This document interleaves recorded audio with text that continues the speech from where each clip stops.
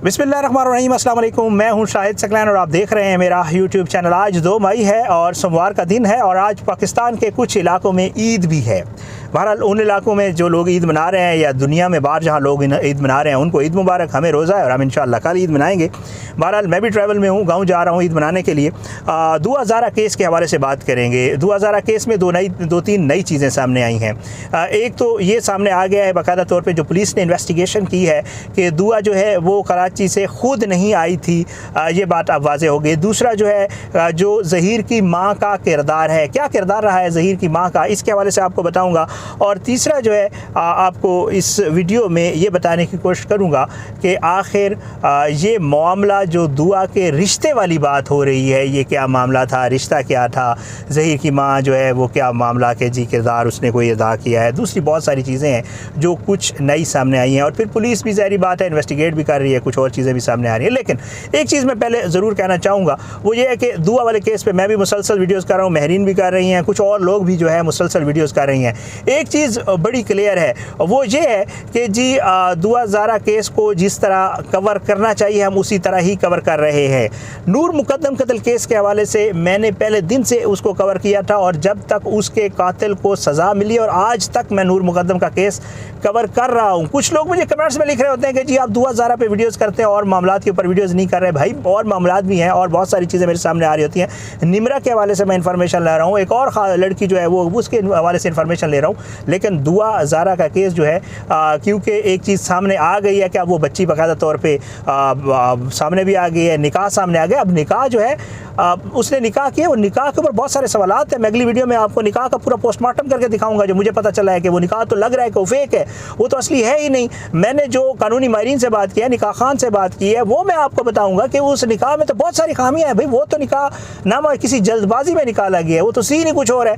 इसी तरह और भी बहुत सारे ऐसे मामलात हैं जो कि दुआ ज़ारा केस को लेकर हैं, इस वजह से इस पर वीडियोज़ हो रही हैं भाई। अच्छा, अब इसमें ये है एक चीज़ और भी मैं दरख्वास्त करना चाहूँगा। सॉरी, मैं थोड़ा ज़ाहिर बात है, असल में चीज़ें हम ऐसी देख रहे होते हैं, अल्लाह माफ़ करे यार। आप मतलब कुछ ऐसी चीज़ें हैं थमने लग रहे हैं कि जी दुआ का वालिद जो है उसने खुद जानबूझ के छुपाया है, दुआ का वालिद पता नहीं अल्लाह माफ़ करे बेगैरत था और ये और पता इस तरह की चीज़ें वीडियोस कर रहे हैं लोग। वो गार्ड से पूरी इन्फॉर्मेशन ले लिया करें, जब तक इन्फॉर्मेशन ना हो बात नहीं करते होते। और ज़ाहिर बात है जिन बच्चों की जिन लोगों की बेटी गई है, ज़ाहिर बात है जिन लोगों की बेटी अगवा हुई है, जिन लोगों की बेटी ने घर छोड़कर शादी की है, उनकी क्या ज़हनी हालत होगी, आप उनसे क्या एक्सपेक्ट कर रहे हैं कि वो नॉर्मल लोगों की तरह आपकी तरह बिहेव करेंगे। खुदारा किसी को थोड़ा सा सॉफ्ट कार्नर दिया करें, खुदारा किसी की इज्जत और इन चीज़ों को समझने की कोशिश किया करें। लोग ये तक कहना शुरू हो गए हैं यूट्यूब के ऊपर कि जी उसके बाप को ये बात पता थी, उसने छुपाई। भाई छुपाई नहीं है, मैं आपको आगे चल के बताता हूँ। उसको पुलिस ने कहा था कि आपने अभी तक कोई बात नहीं करनी जब तक हम इसको इन्वेस्टिगेट नहीं कर रहे थे। पहले दिन जब दुआ ने निकाहनामा भेज दिया था, उसी दिन से कराची पुलिस ने दुआ के वालिद को मना कर दिया था कि आपने कोई ऐसी बात नहीं करनी है। आपने पुराना जो पॉइंट ऑफ व्यू आपका है कि मेरी बच्ची अगवा हो गई है, मेरी बच्ची गायब हो गई, आपने फ़िलहाल इसलिए ये पॉइंट ऑफ व्यू रखना है कि जो हम इन्वेस्टिगेट कर रहे हैं, जिन लोगों को हम ट्रेस करने की कोशिश कर रहे हैं, अगर चीज़ सामने आ जाती है कि जी पुलिस ट्रेस कर रही है, फ़लाँ बंदे को ट्रेस हो गया, ये हो गया, वो हो गया, तो फिर ज़ाहिर बात है जो मुल्ज़मान होते हैं, जो लोग होते हैं, वो अपनी जगह तब्दील करते हैं, वो अपने मौक़िफ़ तब्दील करते हैं, वो लीगली अपने आप को तैयार कर लेते हैं। बहुत सारी इन्वेस्टिगेशन में चीज़ें होती हैं, इसलिए ये सारी चीज़ें जो है वो करना ज़रूरी होता है। सॉरी, मैं थोड़ा लंबा हो गया बिकॉज मैंने ऐसी चीज़ें देखी हैं जिनके ऊपर बंदे का दिमाग ख़राब हो जाता है, अल्लाह माफ़ करे। अच्छा, अब हो क्या सकता है जी, 2-3 चीज़ें जो मैंने आपको बतानी थी वो ये थे कि जी जो दुआ जो है वो कराची से ख़ुद नहीं आई है, अब जो बाकायदा इस्टेब्लिश हो गया जी। बाकायदा तौर पे ज़हीर की फैमिली से लोगों ने बताया जी कि दुआ जो है उसका ज़हीर के साथ ताल्लुक़ था। दुआ और ज़हीर आपस में पहले ये क्लैश ऑफ क्लैंस खेलते थे, पबजी मोबाइल खेलते थे। इनका आपस में उस ऐप्स के थ्रू रब्ता भी था, चाहे वो मैसेज की सूरत में हो, चाहे वो कॉल्स की सूरत में हो। मोबाइल फ़ोन क्योंकि दुआ को अलाउड नहीं था तो ज़ाहिर है उसके घर में वो फिर उस तरह बात नहीं कर सकती थी, तो इन्हीं ऐप्स के ज़रिए बात करते थे। अब ज़हीर के जो फैमिली है वो ये बताते हैं कि जी दुआ जो है ज़हीर ने उसको कराची से बुलाया कि जी आप लाहौर आ जाएँ, आप लाहौर आ जाएँ तो हम शादी कर लेंगे और आप बेशक रेंट की गाड़ी पकड़ के आ जाएं, किसी तरीके से भी जाएं, जो गाड़ी का रेंट होगा वो मैं पे करूँगा।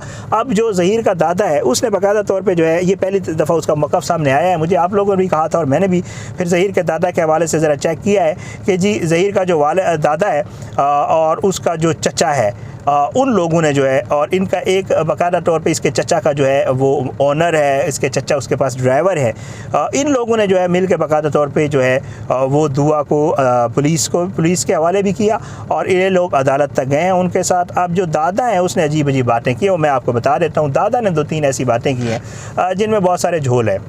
एक तो वो कहता है कि जी जो उसने अपने बेटे का बताया कि जी मेरा बेटा जो था यानी ज़हीर का वालिद वो क्लास 4 का मुलाजिम था पंजाब यूनिवर्सिटी में, और उसके बाद जो इसकी ड्राइवर था, और इसकी ज़हीर की जो वालदा है जो मैं आपको पहले भी बता चुका हूँ कि पंजाब यूनिवर्सिटी में मुलाजिम है और वो भी ग्रेड 4 की कहीं मुलाजिम है। बहरहाल वो कहता है कि जी सरकारी मुलाजिम है, ये पंजाब यूनिवर्सिटी में अभी भी रहते हैं। वो कहता है गेम्स खेलते थे ये दोनों।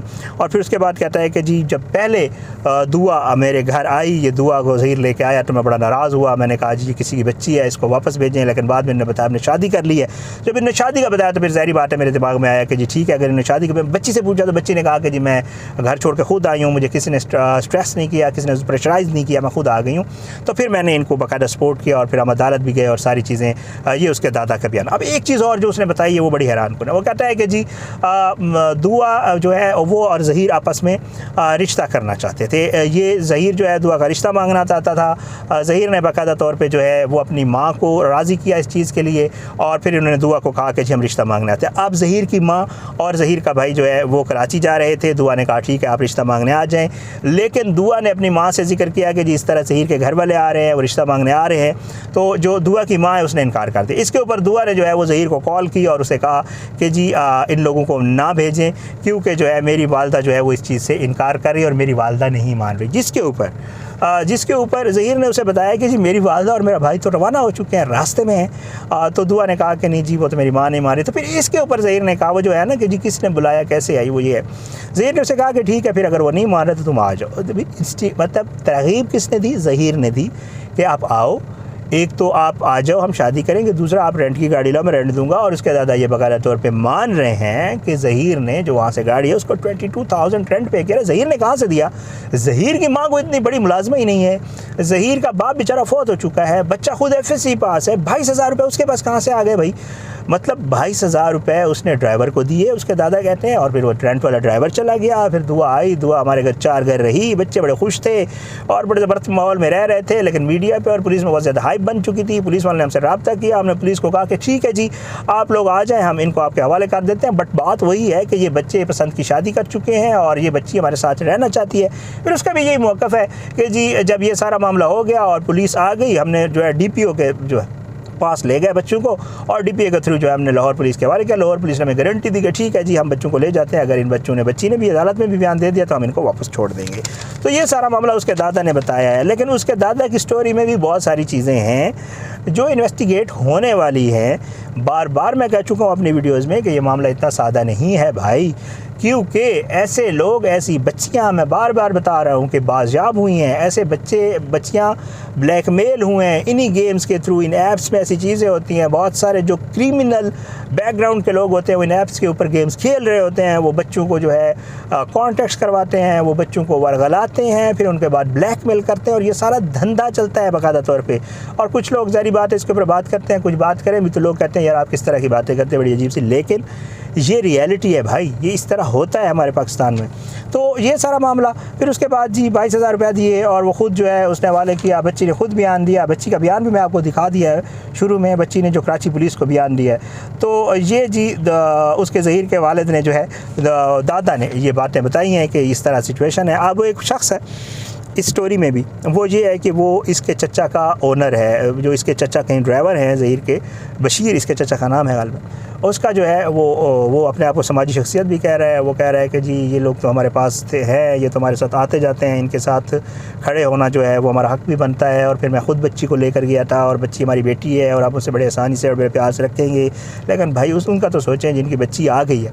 बहरहाल मैं दुआ के वालिद से रब्ता करने की कोशिश कर रहा हूँ। एक दफ़ा मेरी बात हुई भी है, दोबारा बात करके उनसे पूछता हूँ कि उन्होंने क्या किया है, अभी तक उन्होंने लीगल कोई ऑप्शन लिया है नहीं लिया है। ये सारे मामला जो है दुआ केस में आज रस्ते में था, ये 2-3 चीज़ें थी, मैंने कहा आपको अपडेट कर दूँ। इंशाल्लाह अगली किसी वीडियो तक इजाज़त है, अपनी दुआ में याद रखा करें।